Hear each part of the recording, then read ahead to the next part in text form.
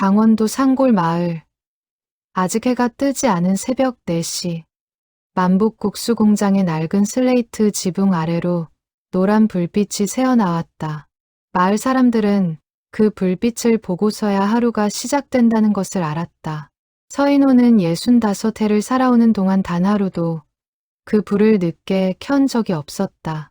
30년 넘게 반죽을 치대운 손은 마디마디가 굵어졌고 손등에는 밀가루보다 흰 세월의 흔적이 앉아 있었다. 반죽을 시작하기 전 인호는 늘 밀가루 포대를 열고 손등으로 가루의 결을 확인했다. 그날의 습도와 온도에 따라 물의 양을 미세하게 조절해야 했기 때문이다. 30년 넘게 반복해온 일이었지만 그는 단 한 번도 그 과정을 대충 넘긴 적이 없었다. 반죽이 손에 착착 감기기 시작하면 그제야 그는 안심하며 다음 단계로 넘어갔다. 공장 안은 뜨거운 김으로 가득했다. 커다란 가마솥에서 국수 반죽이 익어가는 냄새가 문틈으로 흘러나와 골목을 채웠다. 인호는 반죽을 넓게 펴며 낮은 목소리로 흥얼거렸다. 그것은 노래라기보다 오래된 습관에 가까웠다. 젊은 시절부터 반죽을 치댈 때마다 흥얼거리던 가락이었고 이제는 그 가락 없이는 손이 제대로 움직이지 않을 정도였다. 그때 공장 문에 달린 종이 딸랑 소리를 냈다. 인호는 시계를 보지 않고도 시간을 알 수 있었다. 새벽 4시 반. 그 시간이면 어김없이 나타나는 손님이 있었다. 오늘도 일찍 오셨네요. 인호가 고개를 들지 않은 채 말했다. 문 앞에 선 여자는 30대 중반으로 보였다. 옅은 갈색 코트를 여미며 조심스레 안으로 들어선 그녀의 이름은 차은서였다. 그녀가 이 공장을 처음 찾은 것은 석 달 전, 겨울이 막 시작될 무렵이었다. 처음에는 그저 국수 한 봉지를 사가는 평범한 손님이었다. 그러나 언제부턴가 그녀는 매일 새벽, 정확히 같은 시간에 같은 자리에 서서 인호가 반죽을 치대는 모습을 지켜보았다. 국수 한 봉지 주세요. 은서의 목소리는 늘 조용했다. 마치 큰 소리를 내면 안 되는 곳에 들어온 사람처럼. 그녀는 공장 구석에 서서 인호의 손끝을 눈으로 좇았다. 인호는 그런 그녀를 이상하게 여기면서도 굳이 캐묻지 않았다. 새벽마다 찾아오는 손님 중에는 저마다의 사연을 안고 오는 이들이 적지 않았다. 밤새 뒤척이다 국수 한 그릇의 온기가 그리워 나온 이도 있었고 그저 갈 곳이 없어 불빛을 따라온 이도 있었다. 인호는 반죽을 익숙한 손놀림으로 가늘게 뽑아내며 은서를 힐끗 바라보았다. 그녀의 눈빛에는 그리움 같은 것이 담겨 있었다. 마치 이 공장 어딘가에서 혹은 인호의 얼굴 어딘가에서 잃어버린 무언가를 찾으려는 사람의 눈빛이었다. 저기, 사장님은 이 공장을 얼마나 오래 하셨어요? 은서가 처음으로 개인적인 질문을 던진 것은 그날이 처음이었다. 인호는 손을 멈추지 않은 채 대답했다. 할아버지 때부터 시작했으니까 한 60년쯤 됐지. 나는 30 넘어서부터 이어받았고. 그럼 30년도 더 되셨겠네요. 그렇지. 34년째야. 은서의 표정이 미묘하게 흔들렸다.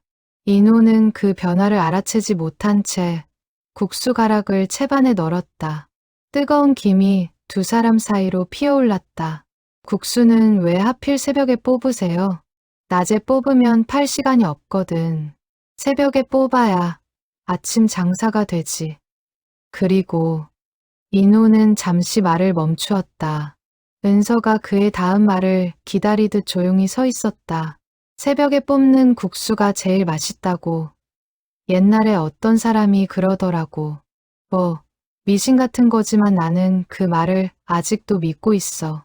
인호의 눈빛이 잠깐 먼 곳을 향했다. 그것은 은서가 처음 보는 표정이었다. 평소에 무뚝뚝하고 담담한 얼굴이 아니라 마치 오래전에 두고 온 무언가를 떠올리는 얼굴이었다. 은서는 그 표정을 놓치지 않고 마음속 깊이 새겨두었다. 그녀가 코트 안주머니에서 작은 손수건에 쌓인 무언가를 만지작거렸다. 그것은 낡고 색이 바랜 편지 봉투였다. 몇 번이고 펼쳤다 접었다를 반복한 흔적이 봉투 모서리마다 남아 있었다. 봉투 겉면에는 흐릿하게 손글씨로 적힌 주소 하나가 남아 있었는데 그 주소가 가리키는 곳이 바로 이 만복국수 공장이었다. 은서는 봉투를 다시 코트 속으로 밀어 넣으며 작게 숨을 골랐다. 아직은 때가 아니라고 그녀는 스스로에게 되뇌었다. 확신이 서기 전까지는 이 낡은 편지의 주인이 눈앞에 저 노인이 맞는지 확인하기 전까지는 섣불리 입을 열 수 없었다. 국수 나왔어요. 인호가 갓 삶아낸 국수를 종이봉투에 담아 건넸다. 따뜻한 김이 봉투 밖으로 새어나왔다. 은서는 두 손으로 봉투를 받아들며 인호의 손을 슬쩍 바라보았다. 마디가 굵고 거친 그 손이 어쩐지 낯설지 않게 느껴졌다. 감사합니다. 내일도 올게요. 그려. 조심히 가. 은서가 나간 뒤에도 종소리의 여운이 한동안 공장 안에 맴돌았다. 인호는 다시 반죽 앞에 섰지만 어쩐 일인지 손끝의 리듬이 흐트러졌다. 그는 자신도 모르게 창밖, 이제 막 푸르스름하게 밝아오는 새벽 하늘을 오래도록 바라보았다. 30년 전 그날 새벽에도 지금과 비슷한 빛깔의 하늘이 있었다. 그 무렵 국수 공장의 다른 단골 손님들도 하나둘 새벽 발걸음을 옮기기 시작했다. 매일 첫 차를 타는 우체부 아저씨, 밤새 논의를 살피고 돌아오는 노부부, 그리고 등굣길 전에 들르는 고등학생까지. 인호는 그들 각자의 얼굴과 취향을 모두 기억하고 있었다. 우체부에게는 국물을 더 뜨겁게, 노부부에게는 면을 조금 더 부드럽게 삶아주는 것이 그만의 작은 정성이었다. 그러나 그날 새벽만큼은 인호의 신경이 온통 다른 곳에 쏠려 있었다. 우체부가 인사를 건네도 건성으로 답했고 노부부가 평소보다 적게 먹는 것도 눈치채지 못했다. 그의 마음은 자꾸만 조금 전 다녀간 은서의 뒷모습, 그리고 그녀가 던진 질문들 사이를 맴돌고 있었다. 그날 이후로 인호는 이상하게도 은서가 오는 시간이 되면 자꾸만 문 쪽을 돌아보게 되었다.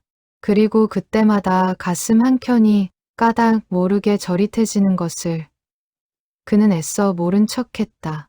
오래전에 다 지나간 일이라고, 이제는 아무 상관없는 이야기라고 스스로를 다독이면서도 마음 깊은 곳 어딘가에서는 무언가가 서서히 깨어나고 있었다. 마을 사람들은 인호를 두고 평생 혼자 산 고집불통이라 부르곤 했다. 젊은 시절 한번 결혼했다가 몇 해 만에 아내를 먼저 떠나보낸 뒤로 그는 재혼도 하지 않고 오로지 국수 반죽과 함께 세월을 보냈다. 자식도 없이 홀로 늙어가는 그를 두고 이웃들은 안쓰럽다는 말을 하기도 했지만 정작 인호 본인은 그런 시선에 크게 개의치 않았다. 새벽마다 반죽을 치대고 국수를 볶고 단골 손님들과 몇 마디 인사를 나누는 것으로 그의 하루는 충분히 채워졌다. 하지만 요 몇 달 사이 그 단조롭던 일상에 미묘한 균열이 생기기 시작했다. 은서라는 이름의 저 젊은 여자가 나타난 뒤부터였다. 처음에는 그저 이른 시간에 국수를 사러 오는 손님이려니 했다. 그러나 시간이 지날수록 인호는 그녀에게서 낯설고도 익숙한 기운을 느꼈다. 특히 그녀가 국수 뽑는 손을 바라볼 때 짓는 표정, 그리고 이따금 툭 던지는 질문들이 어딘가 예사롭지 않았다. 공장 한편에는 오래된 나무 선반이 있었다. 그 위에는 낡은 나무 상자 하나가 먼지를 뒤집어 쓴 채 놓여 있었는데 인호는 그 상자를 10년 넘게 열어본 적이 없었다. 상자 안에는 30년 전 그가 29이던 시절의 기억이 고스란히 잠들어 있었다. 사진 몇 장과 낡은 라디오, 그리고 끝내 붙이지 못한 편지 몇 통이었다. 그날 새벽, 은서가 돌아간 뒤 인호는 문득 그 나무 상자 쪽으로 시선을 던졌다. 평소라면 눈길조차 주지 않았을 그 상자가 오늘따라 유난히 마음에 걸렸다. 그는 반죽을 치대던 손을 멈추고 잠시 상자를 바라보다가 이내 고개를 저으며 다시 일에 몰두했다. 지나간 일을 다시 꺼내볼 이유가 없다고 그는 스스로에게 되뇌었다. 창밖으로 첫 차가 지나가는 소리가 들렸다. 마을은 서서히 깨어나고 있었다. 인호는 갓 삶아낸 국수 가락을 채반에 가지런히 널며 오늘 하루도 어제와 다르지 않을 것이라 생각했다. 그러나 그 생각이 얼마나 짧은 것이었는지 그는 아직 알지 못했다. 새벽 5시 국수 공장의 불빛은 여전히 환하게 골목을 밝히고 있었다. 그러나 그 불빛 아래 선 두 사람의 마음 속에는 각자 다른 무게의 그리움이 조용히 자라나고 있었다. 그리고 그 그리움은 머지않아 서로의 이름을 부르며 마주하게 될 운명의 시작이었다. 첫 차가 완전히 마을을 빠져나간 뒤 인호는 마지막 반죽 한 덩이를 마저 치대며 오늘 하루치 국수를 모두 완성했다. 채반 가득 널린 하얀 면발이 아침 햇살을 받아 은은하게 빛났다. 그는 이마에 땀을 닦으며 잠시 숨을 돌렸다. 여느 날과 다를 것 없는 아침이었지만 그의 마음 한구석에는 좀처럼 가시지 않는 낯선 울림이 남아 있었다. 공장 문을 잠그기 전 그는 다시 한번 은서가 앉았던 자리를 돌아보았다. 그녀의 온기가 아직 그 자리에 남아있는 듯한 착각이 들었다. 인호는 고개를 저으며 그런 생각을 애써 떨쳐냈다. 그러나 다음 날 새벽 그는 또다시 그 자리를 확인하듯 바라보고 있었다. 2달 전 서울의 작은 아파트. 차은서는 어머니의 유품을 정리하고 있었다. 차연옥 여사가 세상을 떠난 지 어느덧 49번째 날이었다. 은서는 그 오랜 시간 동안 어머니의 방문을 열지 못했다. 방 안가득한 어머니의 흔적을 마주할 용기가 나지 않았기 때문이다. 어머니는 평생을 혼자 은서를 키웠다. 아버지에 대해서는 단 한 번도 제대로 이야기해 준 적이 없었다. 은서가 어릴 적 물을 때마다 연옥은 그저 일찍 돌아가셨어 라는 짧은 대답으로 말을 끊었고 그 이후로 은서도 더는 캐묻지 않았다. 그렇게 34해를 살아오는 동안 아버지라는 존재는 은서의 삶에서 처음부터 없었던 사람이나 마찬가지였다. 옷장을 정리하던 은서의 손끝에 낡은 나무 반지꼬리가 걸렸다. 어머니가 평생 애지중지하던 물건이었다.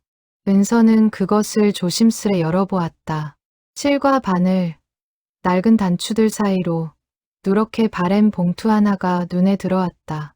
봉투는 오랜 세월 손을 탄 흔적으로 모서리가 달아 있었고 겉면에는 흐릿한 글씨로 이렇게 적혀 있었다. 강원도 오후 만복국수 공장 서인호 앞. 은서의 심장이 크게 뛰었다. 봉투는 봉해진 채였다. 붙이지 못한 편지였던 것이다. 그녀는 떨리는 손으로 봉투를 열었다. 안에는 색바랜 편지지 2장이 곱게 접혀 있었다. 어머니의 젊은 시절 글씨체였다. 은서는 숨을 죽이고 편지를 읽어 내려갔다. 편지의 첫 줄은 이렇게 시작하고 있었다. 인호 씨, 이 편지가 당신에게 닿을 수 있을지 모르겠습니다. 우리가 헤어진 지도 벌써 여러 해가 지났네요. 은서는 손끝이 떨려오는 것을 느끼며 다음 줄을 읽었다. 편지에는 그리움과 미안함, 그리고 끝내 밝히지 못한 어떤 진실에 대한 암시가 담겨 있었다. 그러나 편지는 중간에서 뚝 끊겨 있었다. 마치 쓰다가 갑자기 마음을 접은 사람처럼 문장은 완결되지 못한 채 남아 있었다. 은서는 문득 어릴 적 기억 하나를 떠올렸다. 초등학교 시절 아버지 참관 수업이 있던 날이었다. 다른 아이들의 아버지가 교실을 채우는 동안 은서의 자리는 늘 비어 있었다. 그날도 어머니는 대신 참석해 맨 뒷줄에서 조용히 지켜보았다. 집으로 돌아오는 길, 은서가 왜 우리는 아빠가 없느냐고 묻자 어머니는 그저 은서의 손을 꼭 쥐며 엄마가 2배로 사랑해 줄게라는 말만 되풀이했었다. 그 말 뒤에 이토록 깊은 사연이 숨어 있었을 줄은 그녀는 짐작조차 하지 못했다. 은서는 그 자리에 주저앉아 한참을 울었다. 34해 동안 존재조차 몰랐던 아버지의 이름 석 자가 이제야 눈앞에 나타난 것이다. 그것도 어머니가 세상을 떠난 뒤에야. 서인호, 그리고 강원도의 작은 국수 공장. 은서는 그 이름을 몇 번이고 소리내어 읽어보았다. 다음 날, 은서는 회사에 휴가를 냈다. 그녀는 작은 여행 가방을 꾸리고 어머니의 편지를 품에 안은 채 강원도행 버스에 올랐다. 창밖으로 스쳐 지나가는 풍경을 바라보며 그녀는 수없이 많은 질문을 떠올렸다. 아버지는 왜 어머니를 떠났을까? 아니, 어쩌면 어머니가 아버지를 떠난 것일지도 몰랐다. 편지 속 문장들은 어느 쪽이 먼저 등을 돌렸는지 명확히 말해주지 않았다. 버스가 마을에 도착했을 때 은서는 낯선 골목을 헤매다 우연히 노란 불빛이 새어나오는 낡은 건물을 발견했다. 새벽 공기 속에서 뜨거운 김이 문틈으로 피어오르고 있었다. 간판에는 빛바랜 글씨로 만복국수 공장이라 적혀 있었다. 은서는 그 자리에 얼어붙은 듯 멈춰섰다. 새벽 공기는 서울보다 훨씬 차고 맑았다. 은서는 코끝이 시린 것을 느끼며 건물 앞에 다가섰다. 유리창 너머로 뜨거운 김이 뿌옇게 서려 있어 안쪽 풍경이 흐릿하게 비쳤다. 그녀는 심장이 세차게 뛰는 것을 느끼며 조심스레 창가에 다가섰다. 문 안쪽에는 백발이 성성한 노인이 반죽을 치대고 있었다. 그의 손끝에서 뿜어져 나오는 익숙한 리듬. 그리고 굳게 다문 입가의 표정이 은서의 눈에 들어왔다. 저 사람이 편지 속 그 사람일까? 은서는 차마 문을 열고 들어가지 못한 채 한참을 밖에 서 있었다. 그날 은서는 결국 이름도 밝히지 못한 채 국수 한 봉지만 사서 돌아왔다.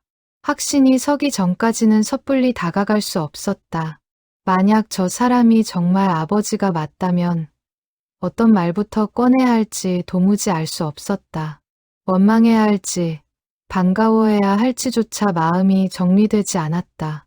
그렇게 은서는 매일 새벽 국수 공장을 찾기 시작했다. 처음에는 그저 얼굴을 익히기 위해서였다. 시간이 지나며 그녀는 인호의 말투, 손짓, 그리고 이따금 스쳐 지나가는 표정 하나하나를 관찰했다.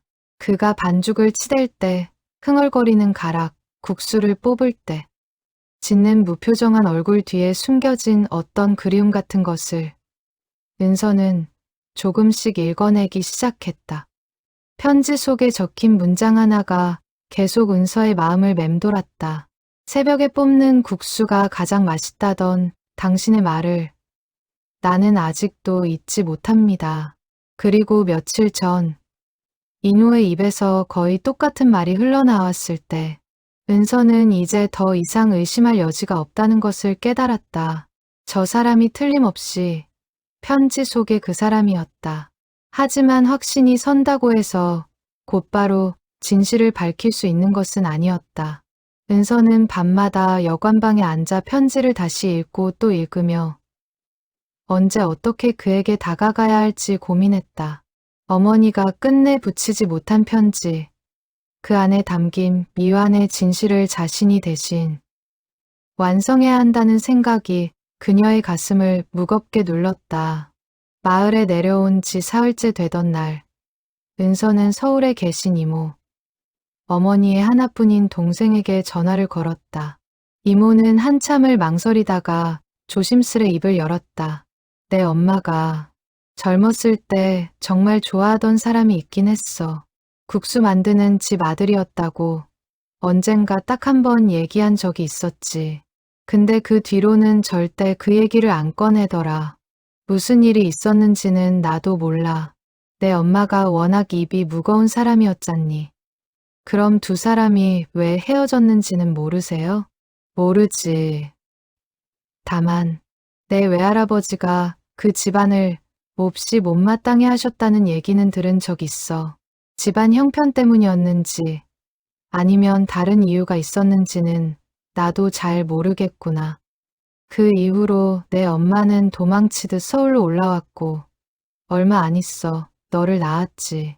은서는 수화기를 든 채 한참을 말없이 서 있었다. 이모의 말은 그녀가 몰랐던 조각 하나를 더해 주었지만 동시에 더 큰 의문을 남겼다. 외할아버지의 반대, 그리고 갑작스러운 이별. 그렇다면 어머니는 원치 않게 헤어진 것일까? 아니면 스스로 등을 돌린 것일까? 편지 속 문장들만으로는 도무지 진실을 가늠할 수 없었다. 전화를 끊은 뒤 은서는 창밖으로 보이는 국수공장의 불빛을 오래도록 바라보았다. 어머니가 세상을 떠나기 전 마지막으로 남긴 말이 문득 떠올랐다.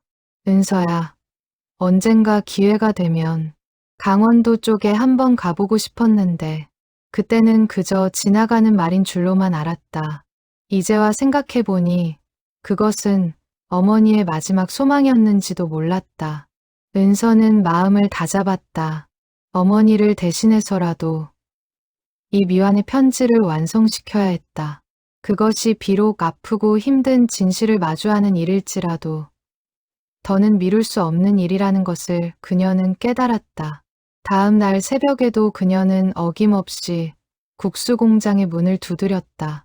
여관방으로 돌아온 은서는 노트 한 권을 펼쳐 그동안 알게 된 사실들을 하나씩 정리하기 시작했다. 편지의 발신인과 수신인, 어머니와 인호가 만난 시기, 그리고 헤어진 정확한 시점까지. 그녀는 마치 오래된 사건을 파헤치는 사람처럼 꼼꼼히 기록을 남겼다.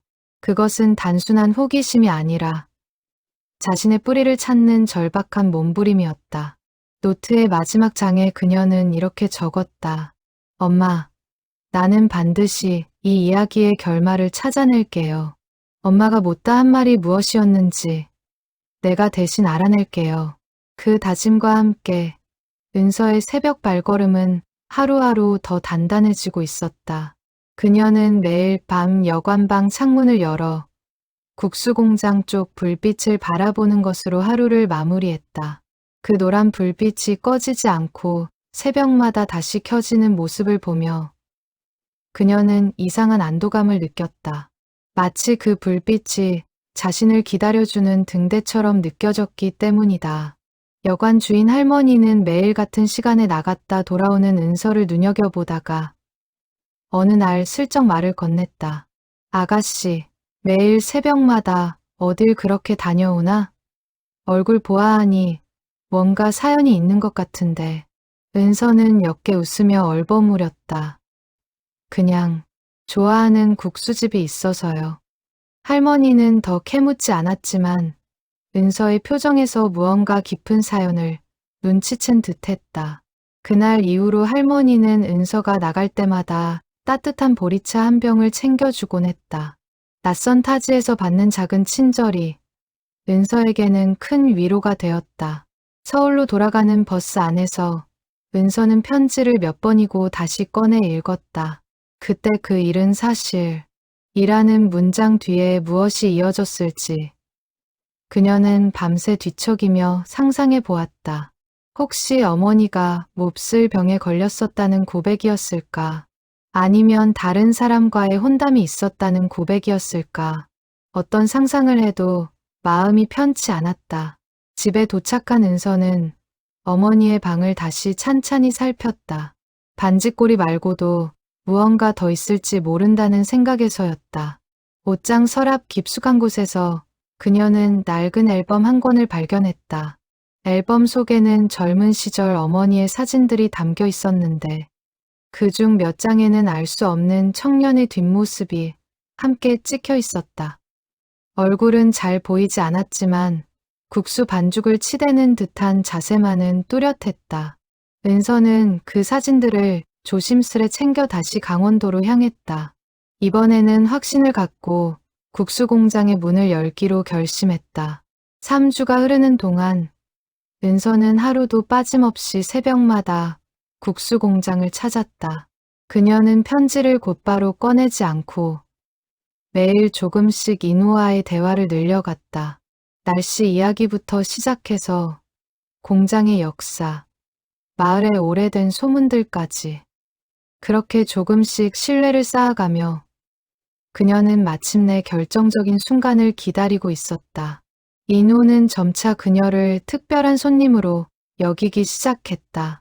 말수는 적었지만 눈빛이 깊고 국수 한 봉지를 사면서도 늘 조심스럽게 주변을 살피는 그녀의 모습이 인호의 마음 한구석에 자리 잡았다.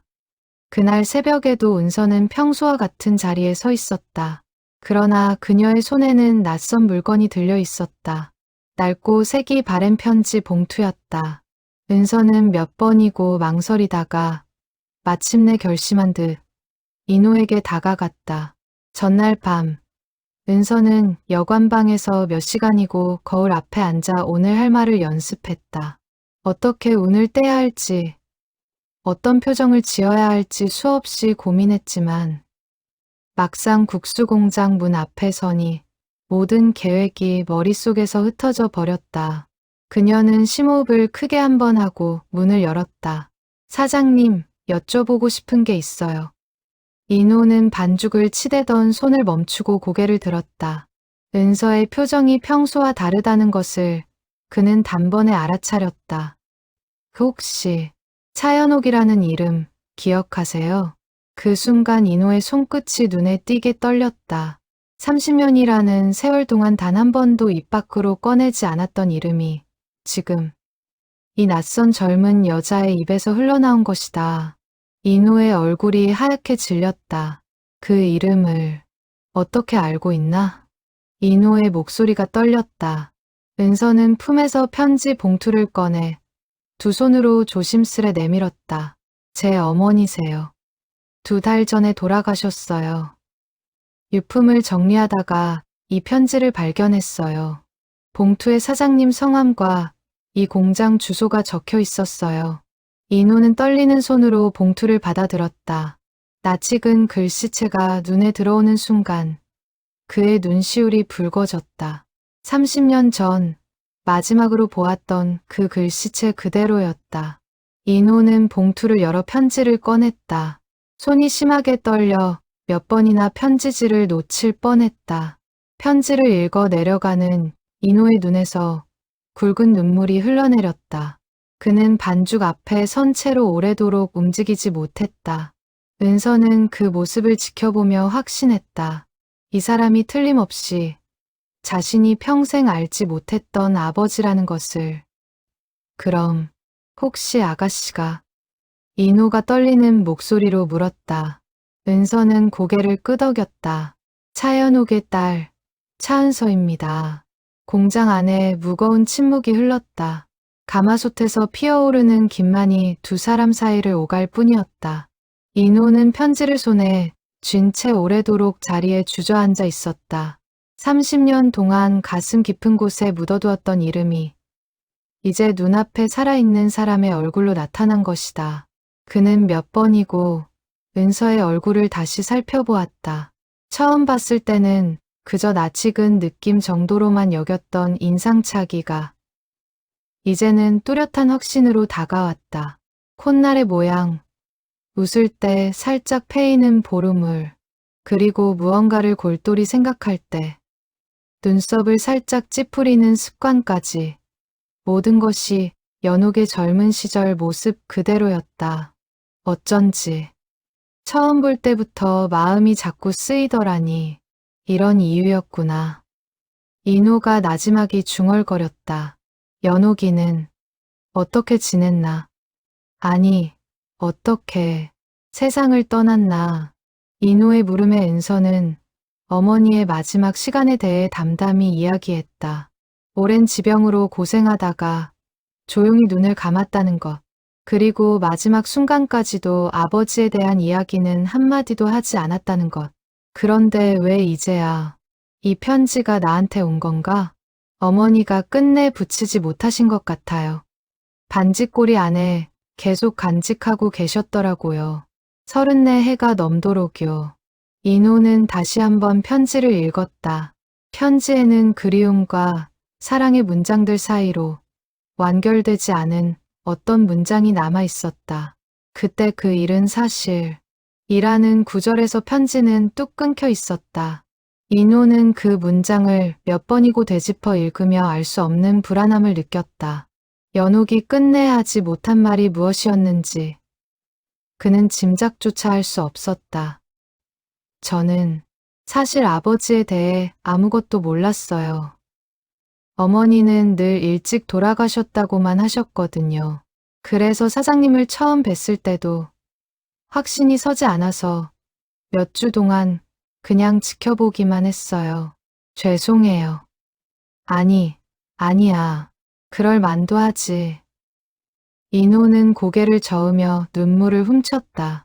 그의 마음속에서는 반가움과 슬픔, 그리고 알 수 없는 죄책감이 한꺼번에 뒤엉키고 있었다. 30년 전 자신이 무언가 잘못된 선택을 한 것은 아니었는지 그는 뒤늦은 후회에 사로잡혔다. 연옥이랑 나 사이에 무슨 일이 있었는지 얘기해주고 싶은데 지금 당장은 마음이 정리가 안 되는구나. 조금만 시간을 줄 수 있겠나? 은서는 고개를 끄덕였다. 34년을 기다려온 진실 앞에서 며칠쯤 더 기다리는 것은 어려운 일이 아니었다. 그녀는 편지를 다시 인호의 손에 쥐어주며 조용히 말했다. 천천히 말씀해 주세요. 저는 어디 안 가요. 새벽 공기가 두 사람 사이로 서늘하게 스며들었다. 가마솥의 김은 여전히 피어오르고 있었지만 그 온기만으로는 채워지지 않는 무언가가 두 사람의 마음속에 자리하고 있었다. 인호는 다시 한번 은서의 얼굴을 찬찬히 들여다보았다. 눈매도 웃을 때 살짝 올라가는 입꼬리도 놀라울 만큼 연옥을 닮아 있었다. 그는 그 얼굴에서 지나간 세월의 흔적과 동시에 되찾은 시간의 의미를 동시에 읽어냈다. 저기 혹시 배는 안 고프니? 국수 한 그릇 말아줄까? 인호가 어색하게 화제를 돌렸다. 그것이 그가 딸에게 처음으로 건네는 아버지로서의 작은 배려였다. 은서는 눈물을 훔치며 고개를 끄덕였다. 네, 좋아요. 인호는 정성스레 국수를 삶아 그릇에 담았다. 뜨거운 국물 위로 고명을 올리는 손길이 여느 때보다 조심스러웠다. 은서는 그 그릇을 받아들고 한 젓가락 입에 넣었다. 따뜻한 국물이 목을 타고 넘어가는 순간 그녀는 참았던 눈물을 다시 쏟아내고 말았다. 맛있어요. 정말 맛있어요. 인호는 그 모습을 보며 조용히 미소 지었다. 국수 한 그릇에 담긴 정성이 이토록 큰 위로가 될 줄은 그도 미처 몰랐다. 그는 은서가 국수를 다 먹을 때까지 맞은편에 앉아 조용히 지켜보았다. 34년 동안 한 번도 느껴보지 못한 감정이었다. 누군가를 위해 정성껏 음식을 만들고 그 사람이 맛있게 먹는 모습을 지켜보는 것. 그것이 얼마나 큰 행복인지 그는 이제야 깨닫고 있었다. 그릇이 비워지자 인호는 조심스레 입을 열었다. 내일도 올 거지? 그 물음에는 오랜 세월 홀로 지내온 남자의 서투른 바람이 담겨 있었다. 은서는 눈물을 훔치며 힘차게 고개를 끄덕였다. 네, 매일 올게요. 이제부터는요. 30년의 세월을 건너 마침내 아버지와 딸이 마주선 순간이었다. 그리고 그 사이에는 갓 삶아낸 국수 한 그릇의 온기가 조용히 놓여 있었다. 그날 저녁, 인호는 공장 문을 일찍 닫았다. 평소라면 저녁 늦게까지 다음 날 반죽을 준비했을 그였지만 오늘만큼은 모든 일을 뒤로 미루었다. 그는 은서를 공장 뒤편 작은 방으로 불렀다. 방 안에는 낡은 앉은뱅이 책상 하나와 오래된 라디오, 그리고 색이 바랜 벽지가 세월을 짐작하게 했다. 인호는 서랍 깊숙한 곳에서 오래된 차짚을 꺼내 물을 끓였다. 평소 잘 쓰지 않던 찻잔 두 개를 먼지를 털어 꺼내며 그는 손끝이 미세하게 떨리는 것을 느꼈다. 30년 동안 단 한 번도 소리 내어 말한 적 없는 이야기를 오늘은 딸 앞에서 풀어놓아야 했다. 찻잔에서 옅은 김이 피어올랐다. 인호는 두 손으로 찻잔을 감싸 쥔 채 한참을 침묵했다. 은서는 재촉하지 않고 조용히 기다렸다. 이윽고 인호가 낮은 목소리로 입을 열었다. 낡은 안진뱅이 책상 위에 찻잔 2개를 놓고 그는 오래도록 묻어두었던 이야기를 천천히 꺼내기 시작했다. 내가 29살 때였어. 연옥이는 이웃 마을 서점집 딸이었지. 그때만 해도 이 동네는 지금보다 훨씬 작았고 다들 서로를 잘 알던 시절이었어. 인호의 눈빛이 아득한 곳을 향했다. 마치 시간을 거슬러 그 시절로 돌아간 듯한 표정이었다. 그는 잠시 눈을 감고 그 시절 골목의 풍경을 떠올렸다. 흙먼지 날리던 신장로, 초가지붕이 늘어선 마을, 그리고 그 사이로 자전거를 타고 다니던 청년 시절의 자신이 눈앞에 선명히 그려지는 듯했다. 연옥이는 책을 좋아하는 아가씨였어. 매일 아침 서점 문을 열기 전에 이 국수 공장 앞을 지나다녔는데 그때마다 내가 반죽을 치대는 걸 구경하곤 했지. 처음엔 그냥 지나가는 손님인 줄 알았는데 어느 날부턴가 꼭 이 시간에 맞춰서 나타나더라고. 인호의 입가에 오랜만에 옅은 미소가 걸렸다. 은서는 아버지의 젊은 시절 이야기를 숨죽여 들었다. 그러다 어느 날 내가 용기를 내서 국수 한 그릇을 공짜로 대접했어. 그게 시작이었지. 그 뒤로 우리는 매일 새벽마다 이 공장 앞에서 만났어. 연옥이는 국수를 먹으면서 책 이야기를 해줬고 나는 그냥 그 얘기를 듣는 게 좋았어. 배운 것도 없고 말주변도 없는 내가 그때만큼은 세상에서 제일 행복한 사람이었지. 인호는 그 시절을 떠올리며 잠시 눈을 감았다. 연옥이는 늘 책 한 권을 옆구리에 끼고 다녔어. 어느 날은 시집을, 어느 날은 소설책을, 국수를 먹다가도 재미있는 구절이 나오면 나한테 읽어주곤 했지. 나는 그 뜻을 반도 이해하지 못했지만 그냥 연옥이 목소리로 듣는 그 시간이 좋았어. 지금 생각해보면 참 순수했던 시절이었지. 인호는 찻잔을 두 손으로 감싸주며 잠시 말을 멈추었다. 우리는 2년 넘게 만났어. 그러다 결혼 얘기가 나왔지. 근데 연옥이 아버지, 그러니까 자네 외할아버지가 크게 반대하셨어. 국수 만드는 집안이랑은 사돈 맺을 수 없다고 딱 잘라 말씀하셨거든. 그때는 그런 게 큰 흠이던 시절이었으니까. 은서는 이모에게 들었던 이야기와 일치하는 대목에서 고개를 끄덕였다. 그래도 우리는 포기하지 않았어. 연옥이는 아버지를 설득하겠다고 조금만 기다려 달라고 했어. 나도 열심히 공장을 키워서 언젠가는 떳떳하게 인정받을 수 있을 거라 믿었지. 그런데 인호의 목소리가 떨렸다. 그러던 어느 날 연옥이가 갑자기 나를 찾아왔어. 그날따라 얼굴이 몹시 창백했지. 그러더니 다짜고짜 이제 그만 만나자고 하는 거야. 이유도 제대로 말하지 않고 그냥 미안하다는 말만 되풀이하면서. 인호는 그날의 장면을 떠올리며 목이 메었다. 그날 비가 많이 왔어. 연옥이는 우산도 없이 흠뻑 젖은 채로 공장 앞에 서 있었지. 내가 우산을 씌워주려고 했는데 그것마저 뿌리치더라고. 그러고는 몇 마디 말을 남기고 뒤도 안 돌아보고 뛰어가 버렸어. 그 뒷모습이 지금도 눈에 선해. 왜 그러셨을까요? 그때는 나도 몰랐어. 그저 아버지의 반대를 이기지 못했거니 아니면 나 말고 다른 좋은 혼처가 생겼거니 생각했지. 자존심도 상하고 화도 나고 그래서 나도 더는 붙잡지 않았어. 며칠 뒤에 연옥이가 서울로 떠났다는 소문을 들었고 그 뒤로는 소식조차 듣지 못했지. 인호는 깊은 한숨을 내쉬었다. 그때는 정말 세상이 다 끝난 것 같았어. 밤마다 술을 마시고 반죽도 대충 하고 손님들한테 짜증도 많이 냈지. 어머니가 그런 나를 보다 못해 얼마나 속을 끓이셨는지 몰라. 지금 생각해보면 참 철없이 굴었던 것 같아.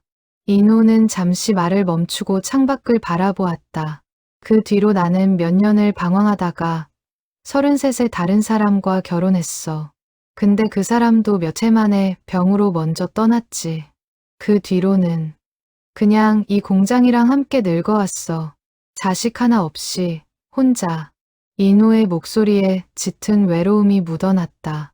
사람들은 내가 국수 공장을 지키느라 결혼을 안 한 줄 알았지만 사실은 달랐어. 그냥 누군가를 다시 사랑할 자신이 없었던 거야. 연옥이를 잃고 난 뒤로 내 마음 한구석은 늘 텅 비어 있었거든. 아내한테도 못할 짓을 한 셈이지. 온전한 마음을 주지 못했으니까. 은서는 아버지의 이야기를 들으며 마음이 복잡해졌다. 어머니가 왜 갑자기 이별을 고했는지 그 진짜 이유는 여전히 밝혀지지 않았다. 그녀는 품 안의 편지를 다시 꺼내 인호에게 보여주었다. 이 편지 마지막 부분에 그때 그 일은 사실이라고 적혀 있어요. 그 뒤로 문장이 끊겼고요. 어머니가 하려던 말이 뭐였을까요? 인호는 편지를 다시 한번 들여다보며 깊은 생각에 잠겼다. 모르겠어. 그런데 이상하게 마음에 걸리는 게 하나 있어. 그때 연옥이가 나를 떠나기 며칠 전에 우리 어머니. 그러니까 자네한테는 친할머니가 되시는 분이 연옥이를 따로 만난 적이 있다고 들었거든. 그때 무슨 얘기가 오갔는지는 나도 정확히 몰라. 어머니는 그 얘기를 끝까지 않으시고 돌아가셨으니까. 은서의 눈이 커졌다. 그럼 혹시 할머니가 두 분 사이를 막으신 걸까요? 그럴 수도 있고 아닐 수도 있어. 확실한 건 아무것도 없어. 다만 그 무렵부터 연옥이의 태도가 급격히 변했다는 것만은 분명히 기억나. 방 안에 무거운 침묵이 흘렀다. 30년 전의 진실은 여전히 안개 속에 가려져 있었다.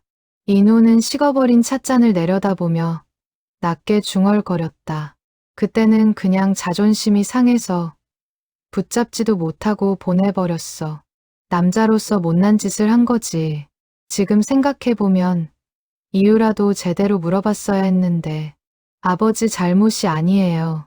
그 시절엔 그럴 수밖에 없었을 거예요. 은서가 위로하듯 말했지만 인호의 얼굴에는 여전히 짙은 회한이 남아 있었다. 그는 창밖의 어둠을 바라보며 오래도록 말을 잇지 못했다. 이상하지. 30년이 지났는데도 그날 연옥이 마지막으로 짓던 표정이 어제 일처럼 생생해. 슬프면서도 뭔가를 참아내는 듯한 표정이었어. 그때는 그게 무슨 의미인지 몰랐는데 이제 와서 생각해보니 뭔가 큰 결심을 하고 있었던 것 같기도 하고. 은서는 아버지의 이야기를 들으며 마음속으로 어머니의 마지막 모습을 떠올려 보았다. 병상에서도 끝내 담담함을 잃지 않았던 어머니. 그 담담함 뒤에 숨겨진 아픔이 얼마나 컸을지 이제야 조금씩 짐작이 갔다. 조만간 그 진실도 꼭 찾아보자. 인호가 조용히 말했다. 그는 찻잔을 내려놓으며 은서의 얼굴을 가만히 바라보았다. 근데 이상하지. 이렇게 힘든 이야기를 나누는데도 마음 한구석이 자꾸 따뜻해지는 게 아마 내가 옆에 있어서 그런가 보다. 은서는 그 말에 눈시울이 붉어졌다. 태어나서 처음 듣는 아버지로부터의 다정한 말이었다. 그녀는 아무 말도 하지 못한 채 그저 고개를 끄덕였다. 인호는 찻잔을 마저 비우며 창밖 어둠을 바라보았다. 그의 옆모습에는 이제 더 이상 예전의 무뚝뚝함이 아닌 딸을 향한 애틋함이 자리하고 있었다. 은서는 고개를 끄덕이며 아버지의 손을 잡았다. 창밖으로 어느새 어둠이 짙게 깔려 있었고 내일 새벽이면 다시 국수 공장에 불이 켜질 시간이었다. 그날 이후로 은서는 마을에 아예 방을 얻어 머물기 시작했다. 회사에는 개인 사정으로 휴직계를 냈다. 그녀는 인호와 함께 30년 전의 진실을 파헤치기로 마음먹었다. 두 사람은 매일 저녁 공장 문을 닫은 뒤 마주 앉아 조금씩 실마리를 찾아 나갔다. 가장 먼저 찾아간 곳은 마을 어귀에 남아있는 오래된 서점 자리였다. 지금은 작은 문구점으로 바뀌어 있었지만 그 옛날 연옥의 아버지가 운영하던 서점이 있던 자리였다. 문구점 주인은 마을에서 오래 산 노부인이었다. 차연옥이라. 아, 그 서점집 딸 말이지. 기억나고 말고 참 얌전하고 착한 아가씨였는데 노부인은 옛 기억을 더듬으며 말을 이었다. 근데 그 집 참 갑자기 이사를 갔어. 딸내미 시집 보낸다고 서둘러서 말이야. 그때 소문이 흉흉했었는데. 무슨 소문이었나요? 은서가 조심스레 물었다. 노부인은 잠시 망설이다가 목소리를 낮췄다. 확실진 않지만 그 집 딸이 국수공장 아들이랑 눈이 맞았는데 무슨 이유에선지 갑자기 다른 사람이랑 혼담이 오갔다는 얘기가 돌았어. 근데 그것도 결국 흐지부지 됐다고 하고 아무튼 그 집안이 워낙 쉬쉬해서 자세한 건 아무도 몰라. 인호와 은서는 서로를 마주 보았다. 새로운 이름이 등장한 것이다. 다른 혼담이라니 두 사람 모두 처음 듣는 이야기였다. 혹시 그 상대가 누구였는지는 기억하세요? 글쎄, 옆 마을 방앗간집 아들이었다는 것 같기도 하고 워낙 오래된 일이라 가물가물하네.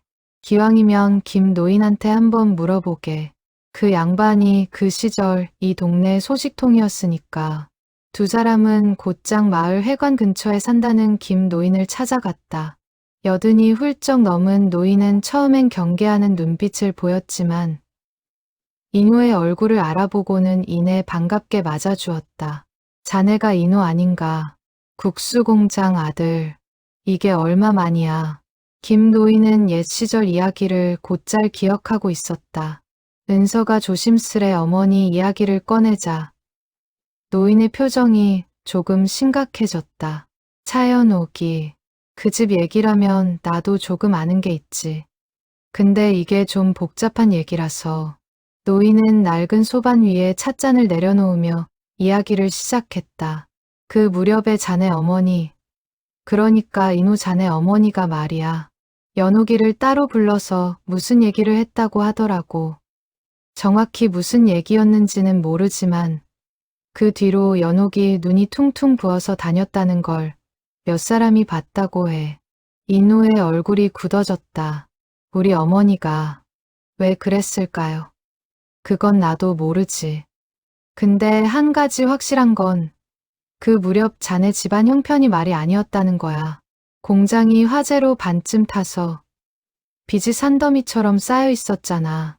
자네는 그때 젊어서 잘 몰랐을 수도 있는데 자네 어머니는 그 빚 때문에 몇 년을 마음고생하셨어. 인호는 그제야 잊고 있던 기억 하나를 떠올렸다. 그해 여름 공장에 큰 불이 나서 절반이 타버린 일이 있었다. 재건축 비용을 감당하느라 온 집안이 빚더미에 올랐던 시절이었다. 설마 어머니가 그것 때문에 연옥이를 떠나보내신 걸까요? 가난한 집안에 시집 보낼 수 없다고? 그럴 가능성이 크지. 그 시절 어머니들은 다들 그런 생각을 했으니까. 사랑하는 아들이 힘든 살림에 발목 잡히는 걸 원치 않았던 거지.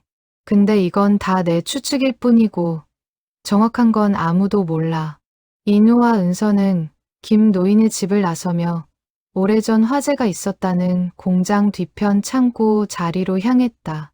지금은 새로 지은 벽돌 건물로 바뀌어 있었지만 인호는 그 자리에 서서 옛 기억을 더듬었다. 저기가 원래 첫 번째 공장 건물이 있던 자리야. 그해 여름 한밤중에 불이 나서 순식간에 다 타버렸어. 나는 그때 옆 마을에 국수 배달을 나갔다가 늦게 돌아왔는데 도착했을 때는 이미 손 쓸 수 없는 상태였지. 인호는 잿더미가 되었던 그날의 광경을 떠올리며 씁쓸한 표정을 지었다.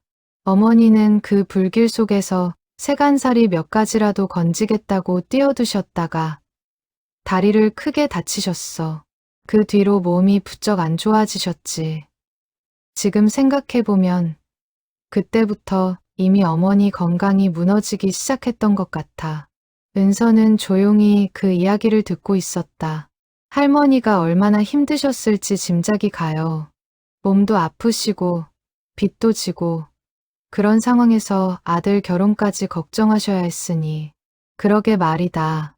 인호는 벽돌 건물을 오래도록 바라보다가 발걸음을 돌렸다.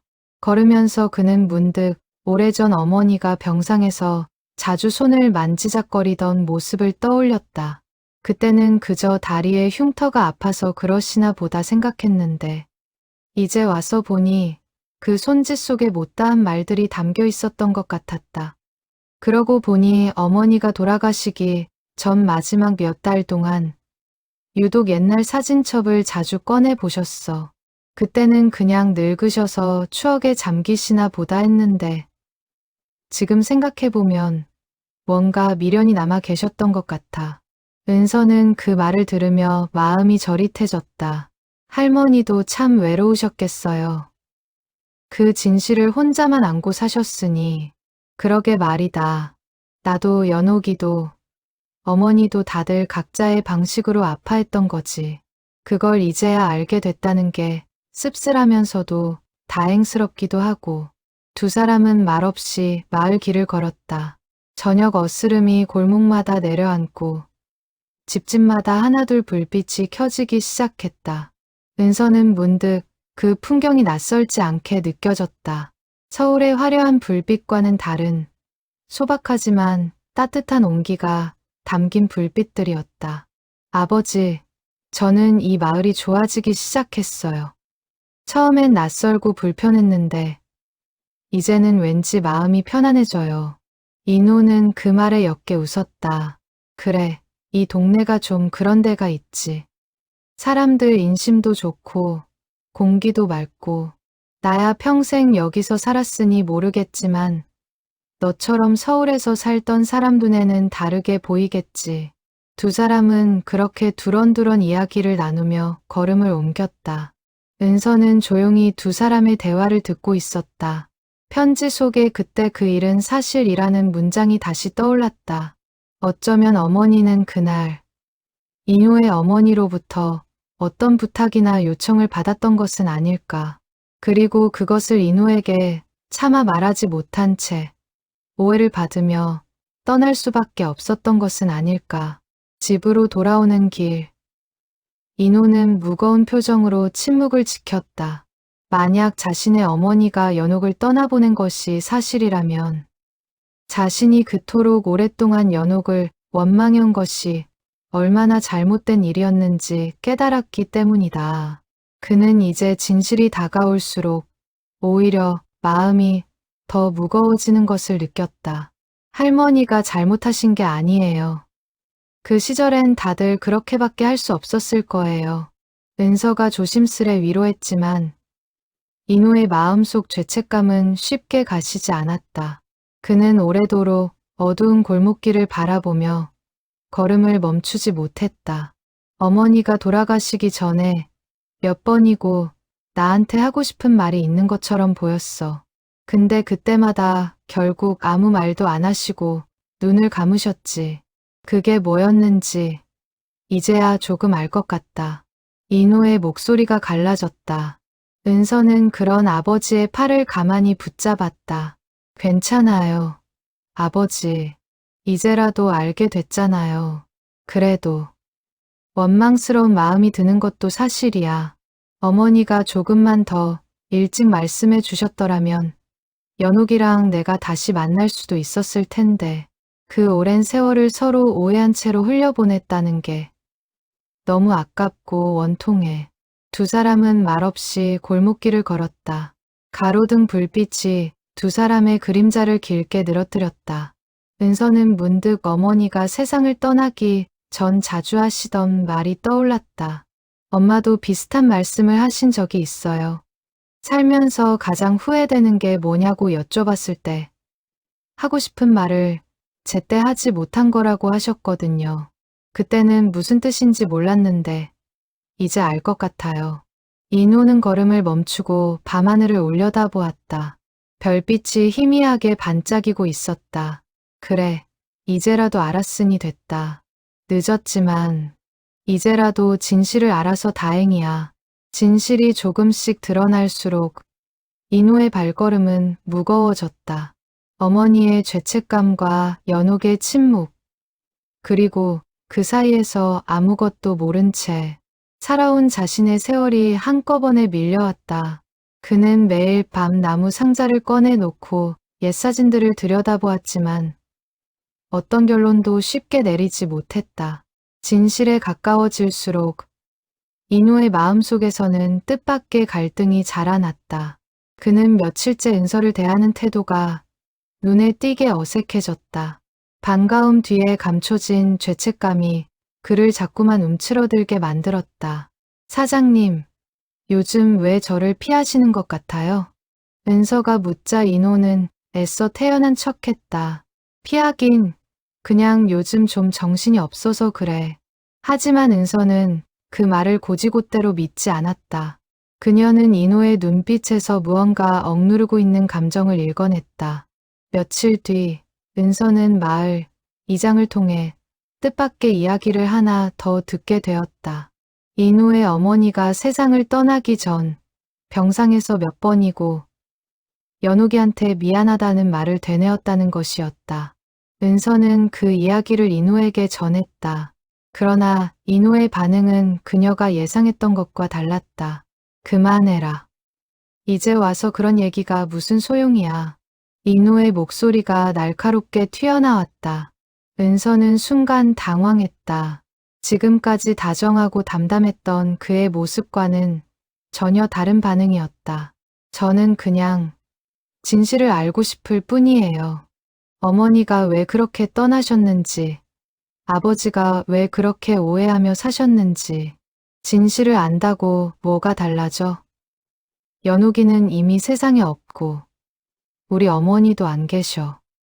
이제 와서 누구 탓을 한들 무슨 의미가 있냐고. 인호는 반죽을 거칠게 내리치며 목소리를 높였다. 은서는 그의 격한 반응에 마음이 아팠다. 그것은 단순한 화가 아니라 오랜 세월 억눌러온 회한과 두려움이 한꺼번에 터져나온 것이었다. 저는 그냥 아버지랑 이 진실을 함께 마주하고 싶었어요. 저 혼자 감당하기엔 너무 벅찬 이야기라서요. 은서의 눈에 눈물이 고였다. 그녀 역시 갑작스레 나타난 아버지, 그리고 알지 못했던 과거 앞에서 하루하루 힘겹게 버티고 있었던 것이다. 인호는 그런 은서를 보며 순간 말문이 막혔다. 자신의 아픔에 매몰되어 정작 딸의 마음은 헤아리지 못했다는 것을 깨달았기 때문이다. 그러나 그는 여전히 마음을 쉽게 열지 못했다.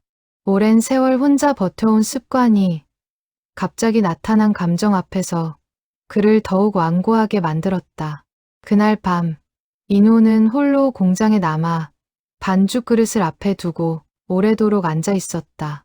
손을 움직이지 않은 채 반죽이 서서히 굳어가는 것을 바라보며 그는 자신의 마음도 저 반죽처럼 딱딱하게 굳어버린 것은 아닌지 생각했다. 딸이 생겼다는 게 이렇게 무서운 일인 줄 몰랐다.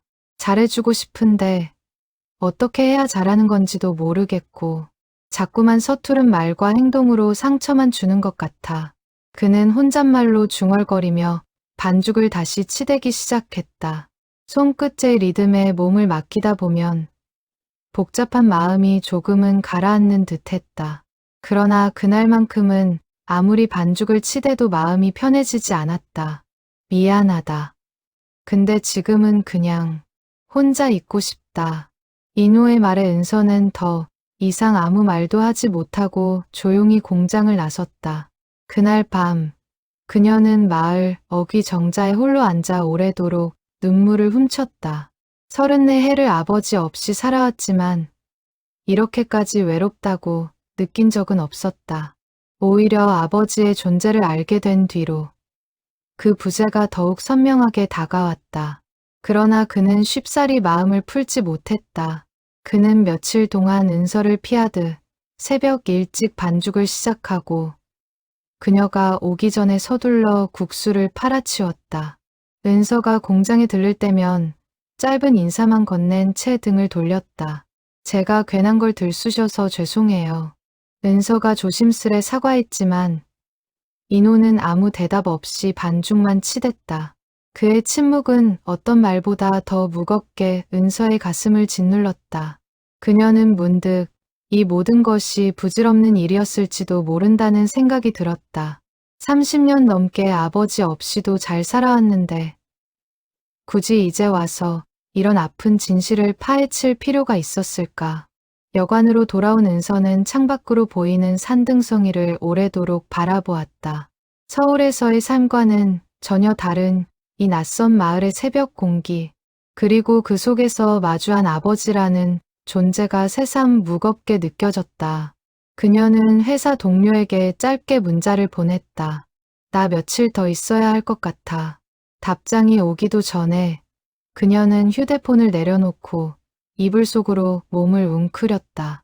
며칠째 이어진 냉랭한 분위기 속에서 은서는 매일 밤 잠을 이루지 못했다. 낯선 마을의 여관방 천장을 바라보며 그녀는 수없이 많은 생각에 시달렸다. 어쩌면 아버지는 자신을 딸로 받아들이는 것조차 버거워하고 있는지도 몰랐다. 갑작스레 나타난 존재가 30년간 평온하게 지켜온 그의 일상을 뒤흔들어 놓은 것은 아닐까 하는 자책도 들었다.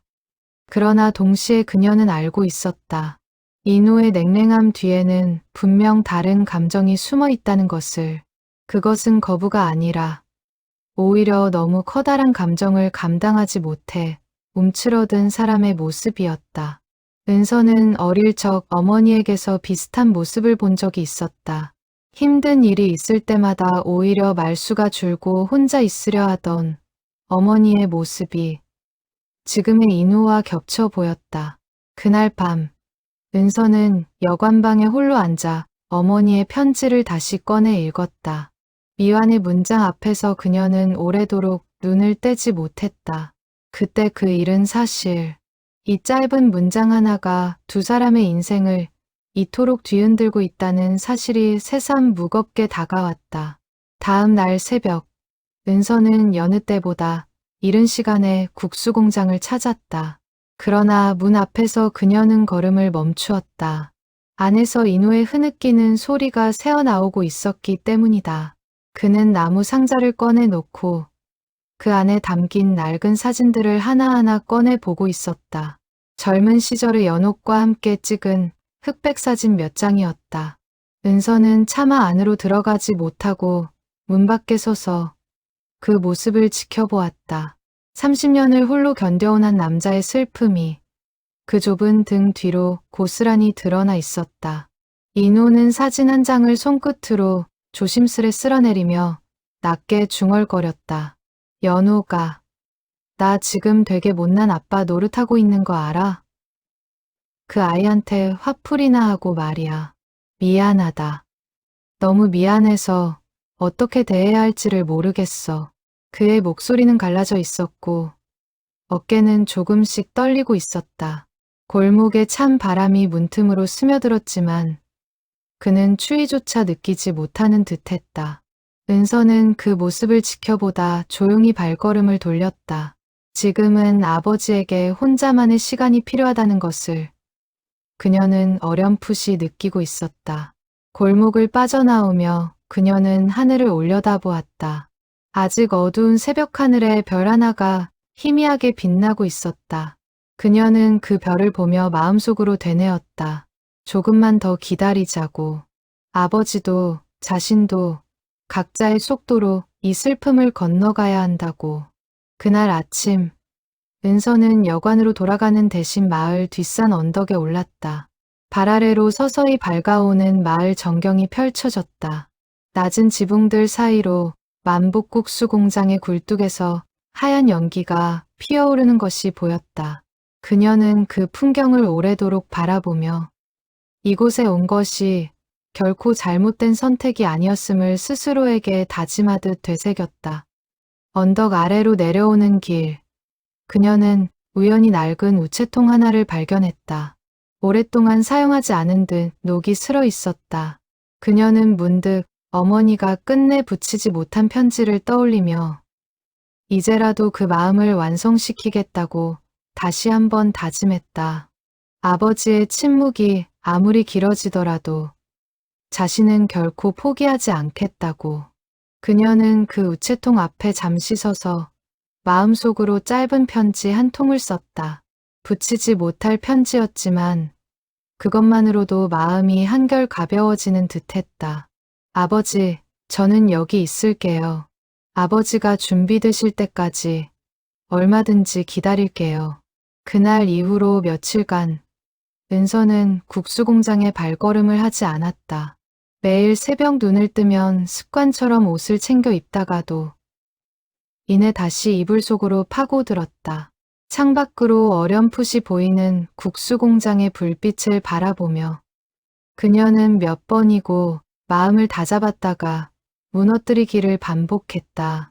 인우에게 혼자만의 시간을 주고 싶었던 것도 있었지만 한편으로는 그녀 자신도 마음을 추스를 시간이 필요했다. 34해 동안 없던 아버지가 나타났다는 기쁨과 그 아버지가 자신을 밀어내는 듯한 아픔이 뒤섞여 그녀를 힘들게 했다.